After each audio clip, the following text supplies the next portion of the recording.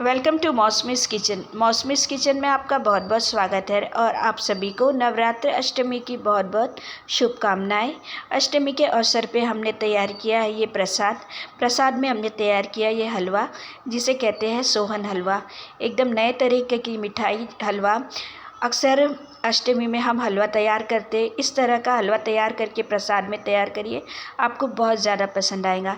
इसके लिए लेंगे हम रवा, सूजी और इसमें डालेंगे दूध और सूजी को अच्छी से एक दूसरे से मिक्स कर लेंगे, अच्छी से फेंट लेंगे, इतना अच्छी से कि ये पूरा अच्छी से भीग जाए।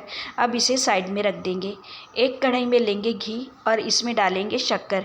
देखिए मात्रा कम ज़्यादा हो सकती है, क्वांटिटी के हिसाब से जितना हलवा हमें तैयार करना है। अब इसमें मैंने डाली हूँ 1 कप शक्कर, आप कम ज़्यादा डाल सकते हैं। घी और शक्कर को हमें अच्छी से भूनना है, इसे तब तक के पकाना है जब तक के जो शक्कर है वो अच्छी से मेल्ट ना हो जाए, पिघल न जाए। तब तक कि हमें इसे मध्यम आंच में इस तरह से पकाते रहना है। अब ये देखिए ये शक्कर अच्छी से धीमे धीमे पिघल रही है। अब इसे मध्यम तेज़ आंच नहीं करना है, नहीं तो ये एकदम से जल जाएंगी। मध्यम आंच में हमें इसे पकाना है।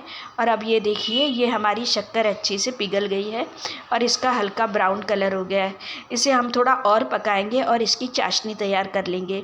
थोड़ा देर और पकाने के बाद अब देखिए इसकी चाशनी तैयार हो गई है।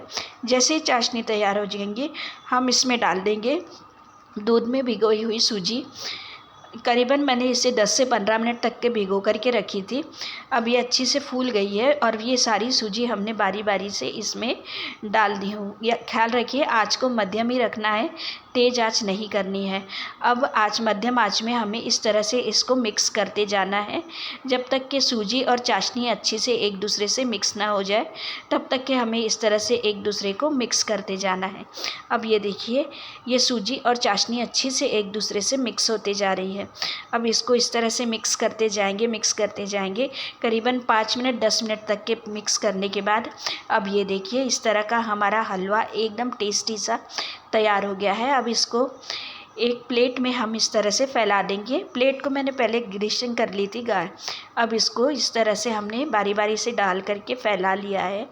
अच्छे से प्रेस कर लेंगे और ऊपर से ड्राई फ्रूट से गार्निश कर लेंगे। इसको हमें जमने के लिए रखना है।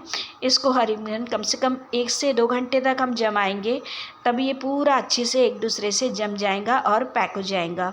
अब इस तरह से हाथों से मैं इसको प्रेस कर दे रही हूँ और फिर इसे करीबन आधा 1 घंटे के लिए हम साइड में रख देंगे।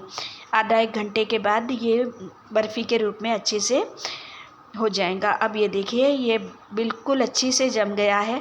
इसको हम नाइफ़ से काट के बताएंगे। अब ये देखिए है ना बराबर कट रहा है। इसको इस तरह से मैंने काट ली हूँ स्क्वायर शेप में, जैसे बर्फ़ी का शेप देते हैं उस तरह के शेप में हम इसको काट के अलग कर लेंगे। चाहे तो आप इसको हलवे के रूप में भी सर्व कर सकते हैं, लेकिन मैंने इसको बर्फ़ी का शेप दी हूँ जिससे ये और टेस्टी भी दिखेगा और आसानी से सर्व भी हो जाएगा। बारी बारी से मैंने सभी हलवे को इस तरह से बर्फ़ी के शेप में काट ली हूँ और ये टेस्टी सा हमारा सोहन हलवा तैयार हो गया है सर्व करने के लिए। इस अष्टमी आप हलवा तैयार तो करेंगे ही, इस तरह का हलवा तैयार करके भगवान का प्रसाद तैयार करिए, सबको बहुत ज़्यादा पसंद आएगा। और अगर आपको मेरे रेसिपी पसंद आ रहे हैं, like share subscribe. Thank you for watching.